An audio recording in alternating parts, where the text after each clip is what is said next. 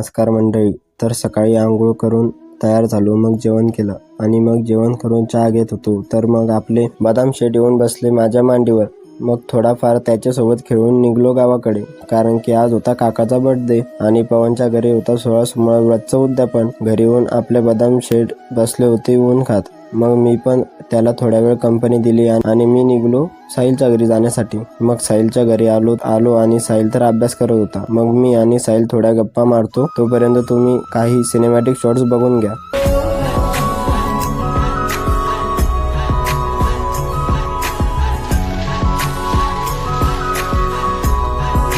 साहिल गेला क्लासला आणि मी पण आलो बुलढाणा जिमला जाण्यासाठी. मग रेडी होऊन आलो करण भाऊला घेण्यासाठी आणि करण भाऊ तर तोंड लपत होते, म्हणून काय माहिती. मग आम्ही निघलो जिमला जाण्यासाठी आणि जिम मध्ये येऊन आपल्याला भेटले गुलाब बांबू वाले अथर्व भाऊ. मग आज होतं चेस्ट वर्कआउट. मग वर्कआउट करून मी आलो